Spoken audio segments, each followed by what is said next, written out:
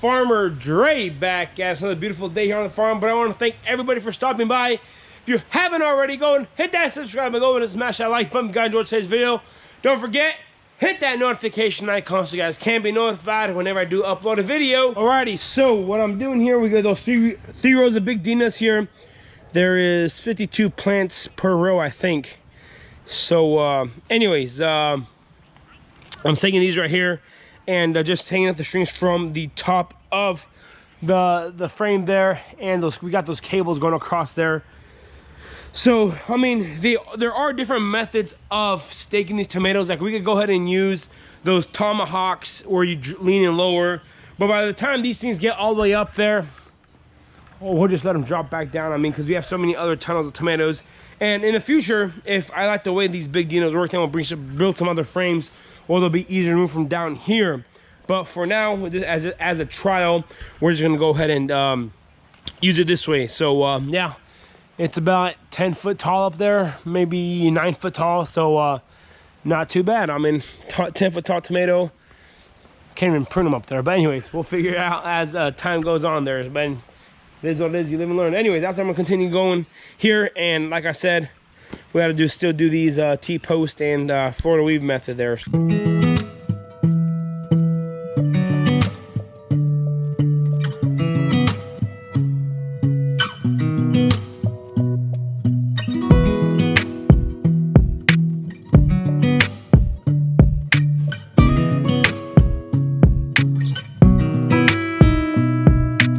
Back out here, I got done tying up about 3/4 of this row here, and one way that I make sure I cut the strings the right size, so I just put a screw in there and then a screw here, and this is half of the height from that top cable down to the bottom. So this way I'm able to just do this halfway instead of doing that. So you go through here once, and that's already one string right there, and I'm going to show you guys right at the end what I do there. So I just keep on going around and around and round.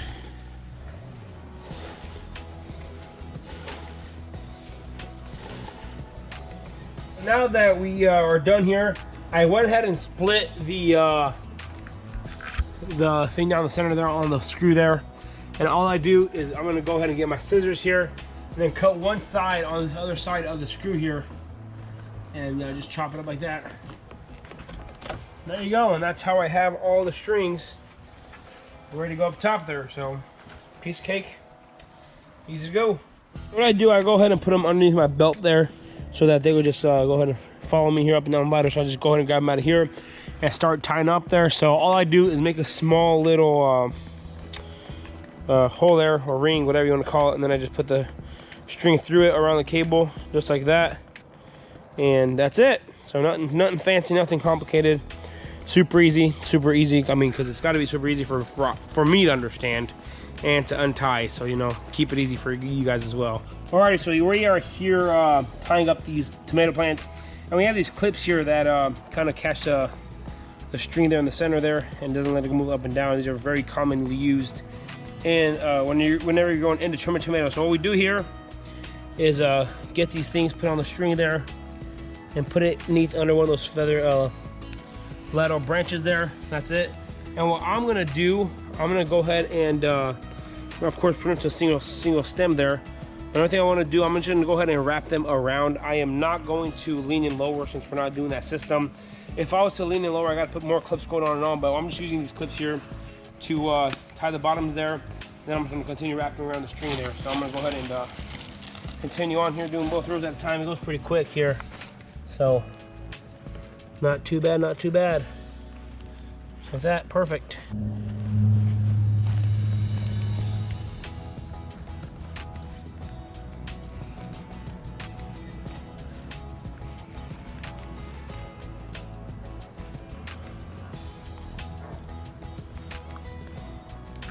Alrighty, y'all, so I'm gonna go ahead and continue tying up these indeterminates, these big Dinas here, where we do have to single stem them.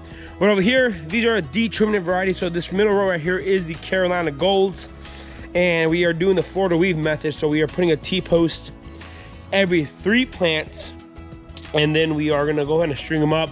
As you guys recall, last year I used a T-post a wooden post, a T-post, a wooden post, and just did that pattern all the way through.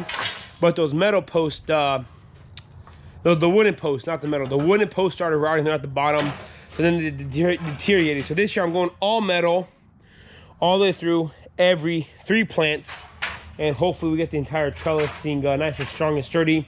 So what Jason is going through, he's just putting them in the ground where we slid them up last year and push them down in the ground a little bit, and then I'll come back with a post driver and beat them in a little more, and I'll get them ready to go.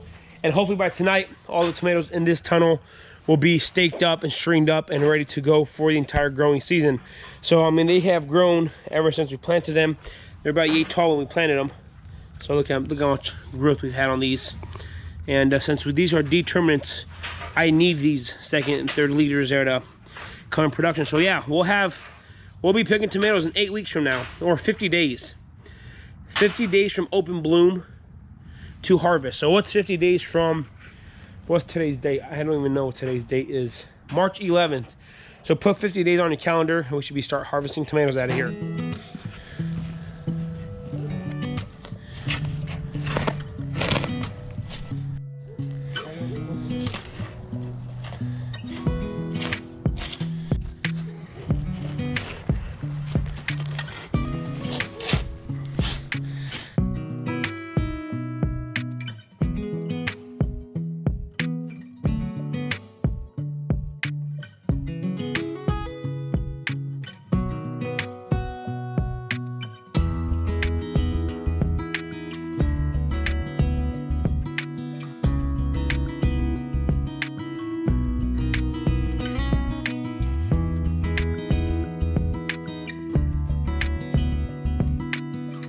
Alrighty, so we got done majority of the posts are pulled, and I'm only gonna beat them in until that flat plate is level to the ground there. So that's how deep I go. So this one's almost there. Just we'll get the post driver tomorrow and beat these in. And then on this one right here, I gotta make sure that the see, I gotta cut a new hole there on the flat. So there you go, and put that in there. Make sure not hit the drip tape on this row because of plastic overlays, and you don't want the drip tape to hit. And that's what one of the things is.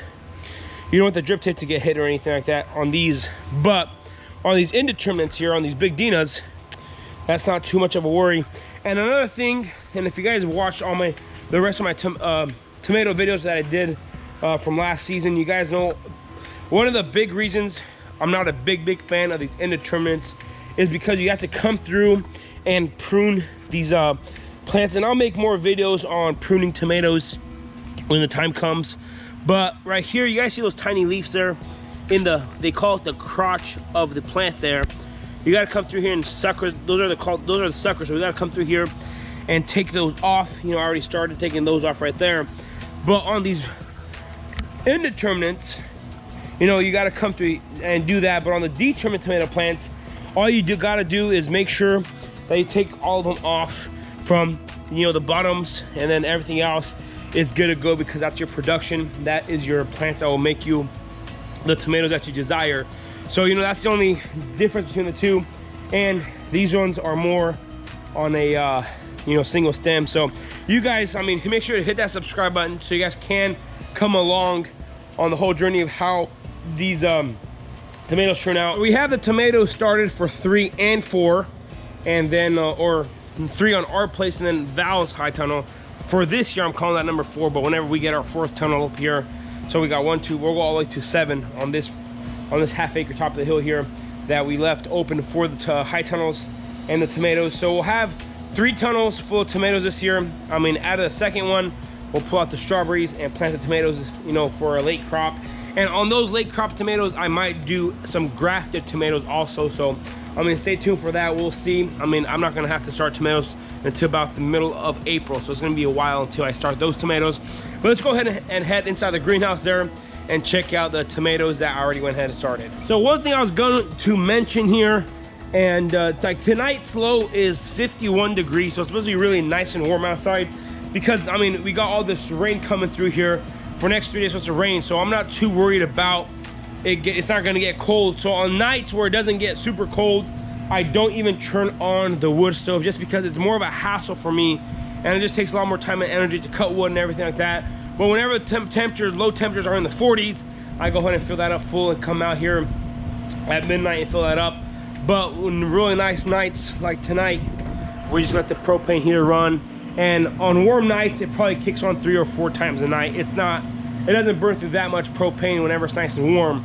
But, you know, that's how it is supposed to run. And that's how it's gonna run tonight, just a propane heater. Alrighty, so over here I have these covered so that they will continue growing here and having enough temperature.